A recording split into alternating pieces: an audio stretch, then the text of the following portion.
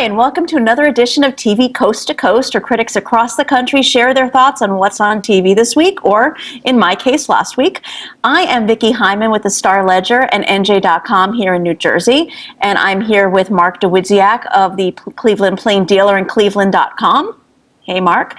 Hey. And Christy Turnquist of the Oregonian and OregonLive.com, and Dave Walker from the Times-Picayune will be back next week.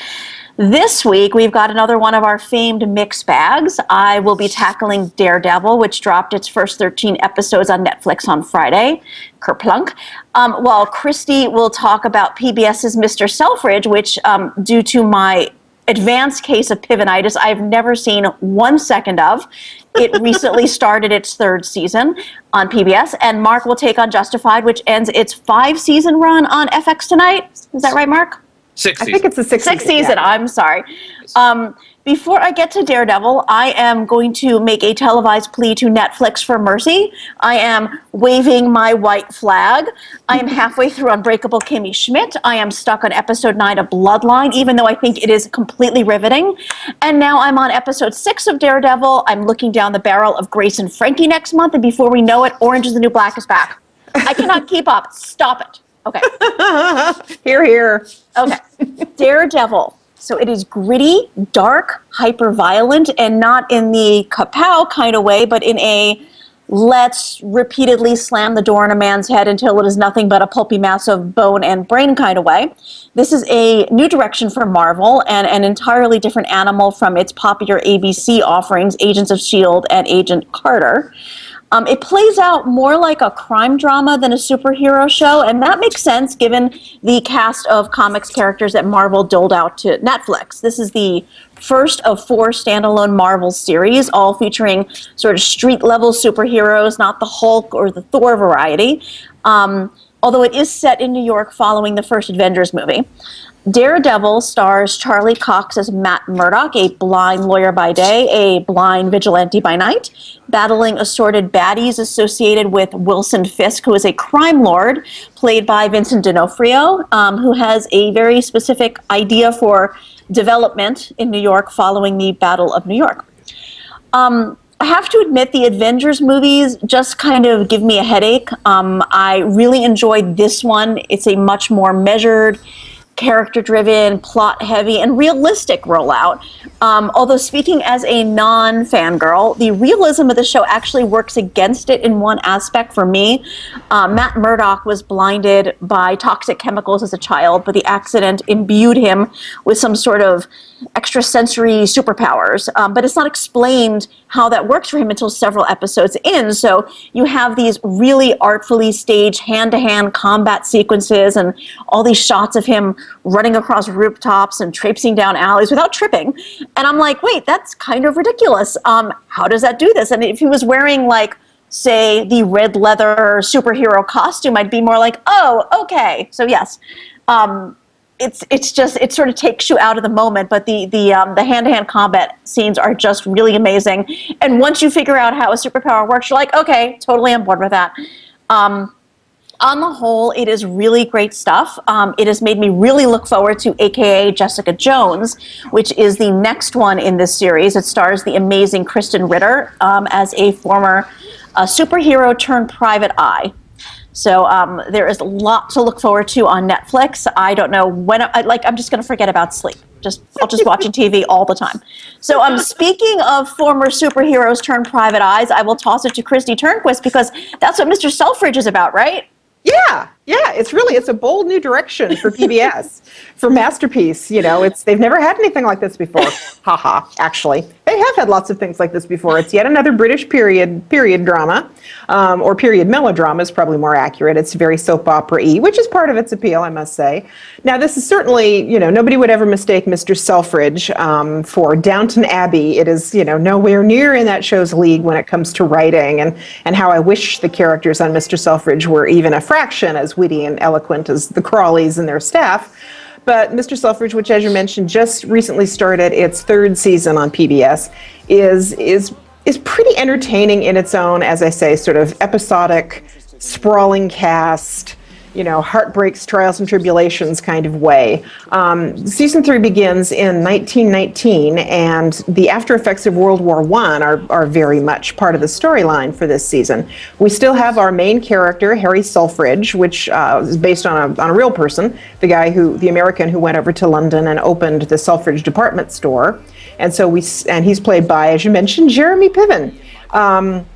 Now, I happen to be a Jeremy Piven fan, but I still think that he's somewhat miscast in this role, which doesn't really use the best of his talents, I think. That sort of sharp wit that we, grew to love and hate from his performance as Ari Gold in Entourage. It was the perfect role for Jeremy Piven, but he apparently sees himself as a kinder, gentler person. And so he, does his best as Mr. Selfridge to be this big papa figure, supervising the store and being a benevolent boss to his employees and trying to keep his family in check. And in this season, he's missing his late wife, but he's trying to honor her memory by building affordable housing for World War I veterans, and that is approximately as exciting as it sounds.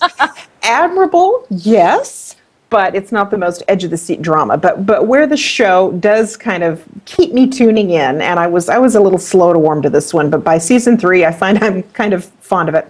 It does have this big cast of characters, and they, most of them are people who work at the store, and so we see them as this extended family, and have been able to sort of watch their relationships sort of rise and fall over the seasons. And by this point, I kind of know them, and they're played by, the typical group of very talented British actors, some familiar faces in there. This season also has the benefit of some real scene-stealing performances by Zoe Wanamaker, who's playing a Russian countess who is apparently just a complete fraud. She is the mother of Harry Selfridge's new son-in-law, who is also a little jerk. And these two supposed nobility seem to be spending all their time trying to mooch off Harry Selfridge's generosity. And they are entertainingly awful. So they add a little spice to the proceedings. It's a well-mounted production. The British really know how to do this kind of thing. The setting of the store is fun to spend time in. It's got, beautiful decor and beautiful merchandise, and the pace is lively. It moves along. It's certainly not the most heavy or serious show in the world, but I find it good, unpretentious fun. So, Mark, you were going to talk about something that is a little grittier than the world of Mr. Selfridge, weren't you? Yes, and also near and dear to my heart. This has been we've talked about this. This has been such a crazy, hectic time, programming-wise. Every time you turn around, it seems, another 100 people are committing television on your watch, and you're like, okay, enough. As Vicky said, you're ready to wave the right flag, and here we're going to lose something. We're actually going to, something which falls in the category of one of those shows you feel like you should be up on, and you should be, because we're losing right now is, in my mind, not one of the best shows on TV right now, but one of the best shows of all time. And we've seen much attention lavished on the last episodes of Mad Men over the last couple of weeks, the return of Game of Thrones, and once again, here comes the series finale of Justified, wrapping it up after 6 seasons, and it seems to be under the radar a bit. You're not hearing nearly the chatter on this show as you do on Game of Thrones and Mad Men, and that's saying nothing against those two shows. I love them both. But Justified seems throughout its entire run to have been under the radar. Emmy looks the other way every single season when it comes to this show. How Walton Goggins does not have a shelf of Emmys at this point between The Shield and this show is beyond me. It almost nullifies the category of Best Supporting Actor in a Drama. But for my money, Justified is every bit as good as Mad Men. In fact, in some ways, I think it's better than Mad Men. The storytelling has been more consistent over the course of its run, and the Kentucky crime drama has maintained a clearer, stronger, more fully realized sense of itself and the wonderfully vivid world it inhabits. This starts with the writing of Elmore Leonard, the late Elmore Leonard, who was a writer's writer if there ever was one. He was also an executive producer on the series. Leonard died at 87 in August of 2013, and this show has always been about what would Elmore do. Next on the list of people who got it right was Graham Yost, the writer, producer, who oversaw the process of bringing Leonard's characters to life. And then there's this marvelous team he assembled, the directors, the writers, the sensational cast led by Timothy Oliphant as Raylan Givens, the straight-shooting U.S. Marshal. We have to go back 6 seasons with this and realize that when this started, we were in a post-Sopranos world where you just wouldn't have a lead in a drama who was not drowning in the dark waters of moral ambiguity. And here comes Justified with a throwback character, somebody who they proudly said, we're going to knock the anti off of anti-hero. And it doesn't mean that Raylan Givens doesn't have his dark corners. It doesn't mean he doesn't have his very questionable shadings on what's justified and what isn't. But this has been not only one of the most slyly nuanced dramas on TV over its run, it's also been one of the funniest. This show ranks as, if you watch the penultimate episode and the chase in the woods between Raylan and Boyd, and this is always going to come down to Raylan and Boyd from the first episode, it was one of the funniest scenes ever done all season. And I think something else to remember as Justified brings it down to the final episode. This series is going to age well. 30 years from now, many of the dramas of today are going to look as dated as the hit TV dramas of the 1980s. Have you watched Miami Vice lately? Have you watched The A-Team? Even as much as I liked it at the time, St. Elsewhere. These things look like museum pieces now. Justified is going to be as smooth and as potent as a carefully aged Kentucky bourbon 30 years from now as it is today. And it's also worth noting that Justified is racing towards the finish line in grand style. Last Tuesday's penultimate episode put Raylan, his boyhood pal Boyd Crowder, and Ava, played by Joel Carter, on a collision course. It ended with all 3 of them in some kind of jeopardy. And this, of course, is what it always had to come down to.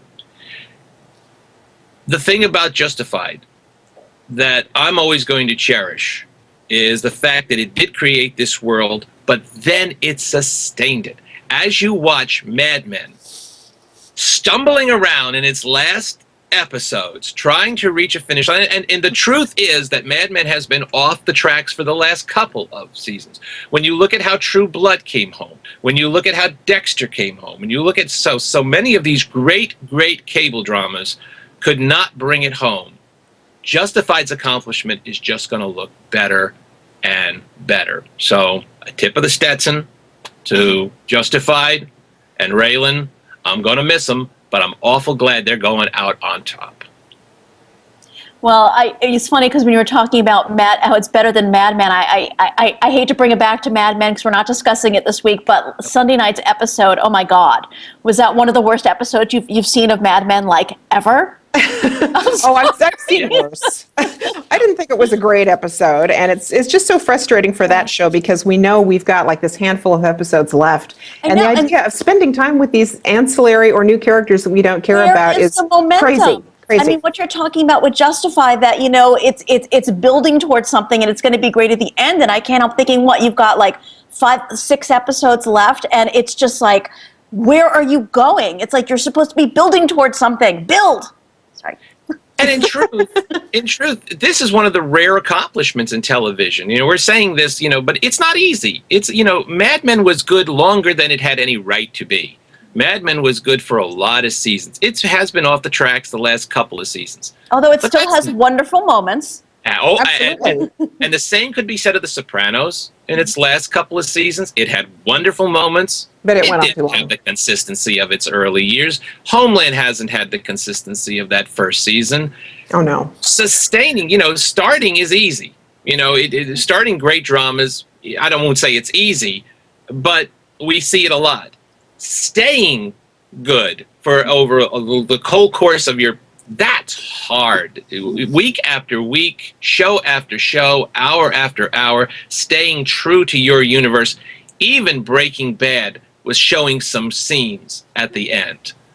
Things that never should have happened in the reality of the world they created. You know, real whoppers where you went, that wouldn't happen. That's never, and Justified has stayed true to its universe better. Is it perfect?